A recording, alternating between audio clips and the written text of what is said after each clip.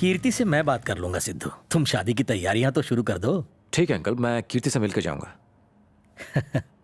कीर्ति, हम तुम्हारा ही इंतजार कर रहे थे। शादी की बात हो रही थी। मुहूर्त 26 तारीख का निकला है। तुम्हारी तरफ से तुम जिनको भी बुलाना चाहती हो उनकी एक लिस्ट बना के मुझे दे दो। ज्यादा टाइम नहीं है बेटा। अभी हम शादी के कार्ड सेलेक्ट करने जा रहे हैं। तैयार हो जाओ।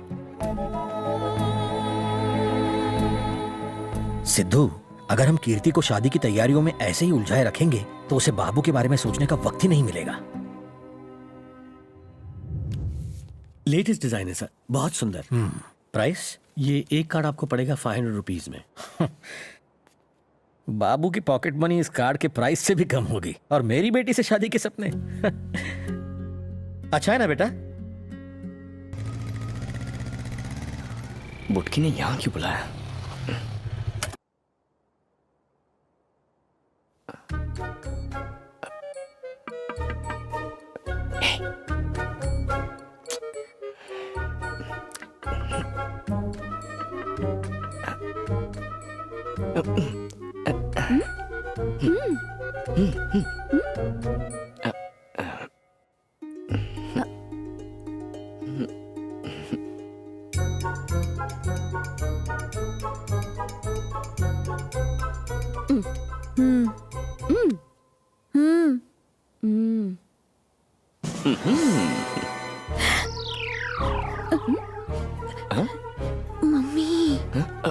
मम्मी,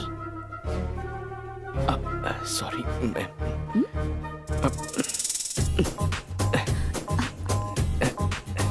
मैं चाहता हूँ। It's okay.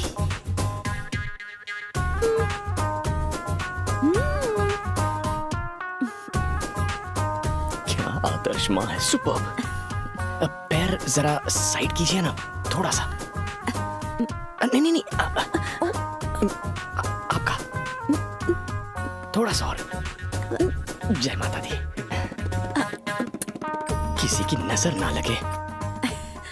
आप और ये खड़ूस कैसे? हाँ, लगता है हमें तुम्हारी मम्मी का फुल सपोर्ट है। जो चीज मेरे पापा को पसंद नहीं आती वो मम्मी को ऑटोमेटिकली पसंद आती है। बात ये है। मम्मी को मेरी तरफ से लव यू कह देना। मम्मी के बारे में बाद में बात करेंगे, पहले मुझे सिद्धू के बारे में कुछ बताना है। देखो, ये वो मैसेजेस और वीडियोस हैं जो सिद्धू ने मुझे भेजे हैं हनीमून के लिए। Hi Kirti, if I am not bugging you, बताऊं हनीमून के लिए सबसे बेस्ट जगह कौन सी है? I think Venice is the best place. इसीलिए 2 टिकट्स बुक किए मैंने। 7 स्टार विला में रहेंगे जिसमें प्राइवेट पूल। सिद्धू जोरों से शादी की तैयारियां कर रहा है। ये तक फैसला कर चुका है कि हम हनीमून पर कहाँ जाएंगे। और तुम हो कि अभी तक पापा को कन्विंस करने के लिए कुछ भी नहीं कर रहे हो। अभी भी 1 हफ्ते का वक्त है, मुझे वो खास पल मिल जाएगा। सिद्धू के परिवार वाले कल मेरे घर पर शादी का कार्ड एक्सचेंज करने आ रहे हैं। तुम हाथ पर हाथ रखकर बैठे रहना और इंतजार करते रहना। शुभ मुहूर्त निकला जा रहा है। शादी के कार्ड दीजिए जजमान।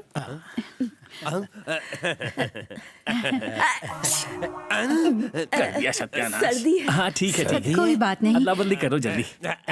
सब लोग आ गए ना? हाँ, सब लोग यहीं तो हैं। समझी जी।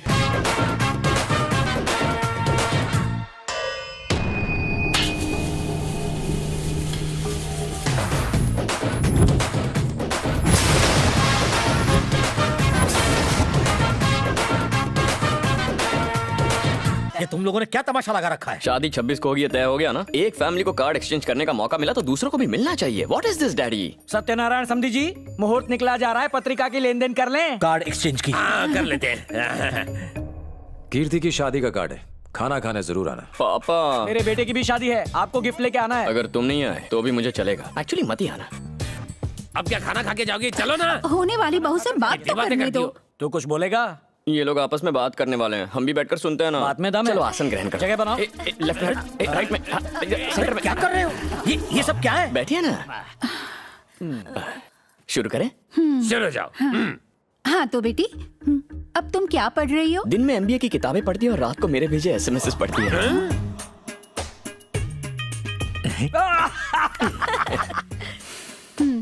क्या तुम्हें खाना बनाना आता है? हाँ बताओ, शादी के बाद खाओ गली में तुम्हारे नाम का ठेला डालेंगे। हो गया तेरा? तेरे जमाने के सवाल पूछेगी तो लोग हंसेंगे ही। मैं मेरे जमाने के सवाल पूछता हूँ, देखना भी। गाने में गला कैसा है? हाँ, इनका खुद का ऑर्केस्ट्रा है, कोरस सिंगर की जरूरत है। जजमान, एक छोटा सा संदेह है। हाँ पंडित जी, आप दोनों में से कोई एक कीर्ति से शादी करेगा ये तो समझ में आया, तो दूसरा क्या शादी में शहनाई बजाएगा? ये तुमसे पूछ रहे हैं, जवाब दो। बेटा मैं जवाब दूं? बता दो कीर्ति और मेरी शादी के बाद तू क्या करने वाला है? सब काम मुझसे ही करवाते हैं, हे भगवान। यह आकाशवाणी का हैदराबाद केंद्र है। इस गाने की फरमाइश की है सिद्धार्थ वर्मा ने।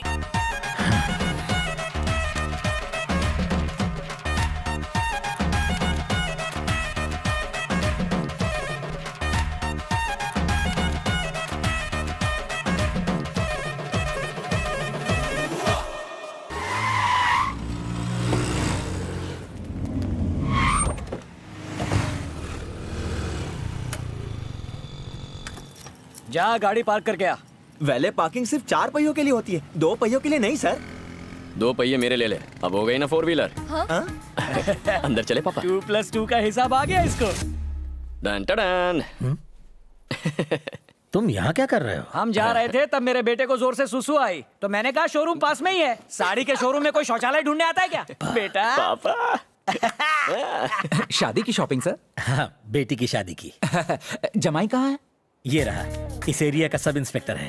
क्या बात है, सब इंस्पेक्टर आपका जमाई है। Continue continue. नहीं नहीं, मम्मी ये साड़ी कैसी लग रही है? अरे मुझसे क्यों पूछ रही है? अपने होने वाले पति से पूछ। यही तो है, पूछ लीजिए। बेटा तुम्हें ये साड़ी कैसी लगी? ओके है मम्मी जी। ओके मैम, है।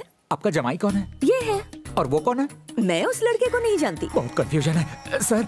आपका जमाई कौन है? बताया तो, ये मेरा जमाई है। और ये वाला? है? ये मैं इस लड़के को नहीं जानता। आप दोनों का रिलेशन? पति पत्नी। नहीं ये और ये प्रोडक्ट? हमारी बेटी। और जमाई? ये रहा। सासू माँ, पाव कहाँ है आपके? एक पे एक फ्री का ऑफर सुना तो था, आज देख भी लिया। वेलकम टू कला मंदिर। अरे इन्हें कोई अच्छा सा जमाई दिखाओ, मतलब साड़ी दिखाओ। Congratulation sir. किस लिए? शादी का सीजन चल रहा है, इसलिए हम रोज एक लकी जोड़े को चुनते हैं और कला मंदिर की तरफ से उसे एक हनीमून पैकेज देते हैं। और आज ये प्राइज आपकी बेटी को मिला है। ये तो दुल्हन की टिकट हुई, दूल्हे की कहाँ है? वो तो दूल्हा पहले ही ले गया है।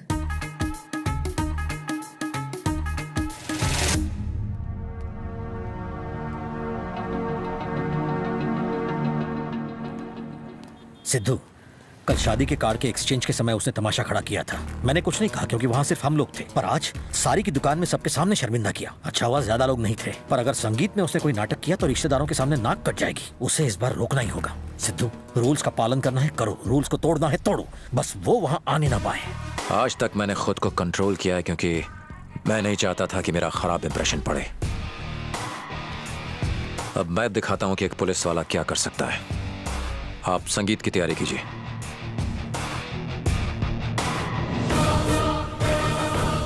आप शादी के लिए लोन ले रही हैं, जरूरी है क्या? बिना पैसों की शादी करेगा? चल हमारा छोड़, लेकिन कीर्ति के लिए तो कपड़े लेने होंगे ना। हाँ नरेंद्र, नहीं मर्डर सस्पेक्ट को जेल में रहने देना, बाकी सबको रिहा कर दो। मेरे बारे में खिचड़ी पका रहा है? नहीं यार, मैं नहीं चाहता कि तू धूप में काला हो जाए, इसीलिए सोचा तुझे लॉकअप में डाल दूं। तुझे लगता है बिना कोई जुर्म किए तू मुझे बेवजह अंदर डालेगा और मैं चुपचाप देखूंगा? क्या कर लेगा बे? लड़ो मत बेटा प्लीज, मैं तुम्हारी माँ जैसी हूँ, शांत हो जाओ। आप मेरी माँ की तरह हैं, यानी मेरे बाप की रखैल हैं। छोड़ दे बेटा, ऐसा मत कर। क्या करे? बिना जुर्म के जेल नहीं जाएगा। कर लिया ना जुर्म, ड्यूटी पर खड़े ऑफिसर का कॉलर पकड़ने का। और कोई जुर्म करेगा? अब तो तू गया। चल। माँ अब घर जाओ, मैं आ जाऊंगा। नरेंद्र कंप्लेन लिखो। नमस्ते सर। बाबू नाम के लड़के को इंस्पेक्टर का कॉलर पकड़ने के जुर्म में अरेस्ट किया।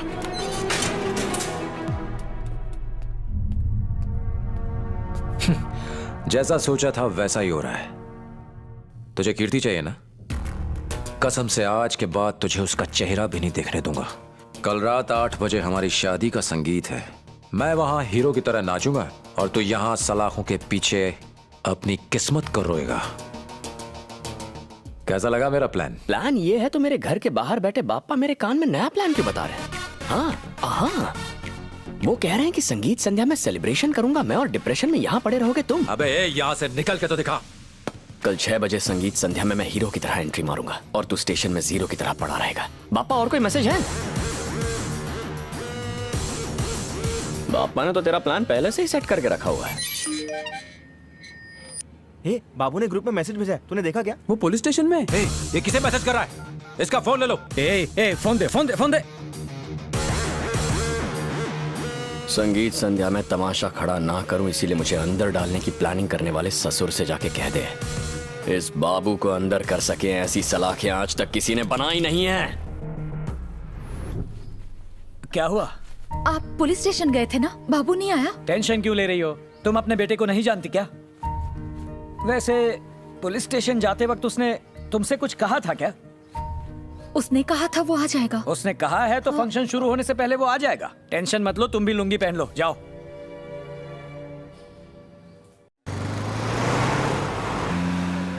अरे यहाँ लाइन क्यों लगी हुई है? सुबह से मैं आपके साथ हूँ सर। सलाम साहब, सब लोग आपका ही वेट कर रहे हैं। ए पब्लिक के लिए पानी ला रहे। सीधा खड़ा रहो। नरेंद्र सर, इस स्टेशन में भीड़ किस बात की है? बाबू ने आपसे बदला लेने का प्लान बनाया है। इसके कॉलोनी के लोग किसी न किसी चीज की रिपोर्ट लिखाने आए हैं। अब तक 250 केस जमा हो गए हैं। 250 नहीं 500। हाँ, 250 इसके, 250 मेरे। कैसे केसेस? इसका तकिया खो गया है, उसका नाड़ा खो गया है और उस भाई साहब का अंडरवियर खो गया है। तकिए की कौन रिपोर्ट लिखाता है? दरअसल जो तकिया चोरी हुआ है वो इसे दहेज में मिला था और अब ससुराल वालों का बहुत प्रेशर है इस पर। और ये नाड़े का क्या मामला है? दरअसल वो नाड़ा नडियाद का था, किसी ने खींच लिया उसके पजामे से। और ये अंडरवेयर का क्या मामला है? वही अंडरवेयर पहनकर उसके दादाजी ने झंडे गाड़े थे। चोरी का केस तो बनता है सर। बेटा सिद्धू, शौक लग गया ना? अगला केस तो सुनो, शौक के साथ क्रेजी हो जाओगे। शामलता, लाइन में इतनी पीछे क्यों खड़ी हो? आगे आ जाओ। हटा हटा हटा, कभी 80 साल की जवान लड़की देखी नहीं? आपकी क्या समस्या है दादी माँ? ईव टीजिंग केस है। हमारे एरिया के सारे बुढ़े मुझे देखकर डांस करते हैं। छेड़खानी तो इनके जैसी खूबसूरत लड़कियों के साथ होती है, एक्सपायरी डेट के साथ नहीं। मैं उससे 2 साल बड़ी हूँ। आज भी उन बुढ़ों के लिए मैं 56 छुरी हूँ। थक गई हूँ मैं उन ठरकियों से।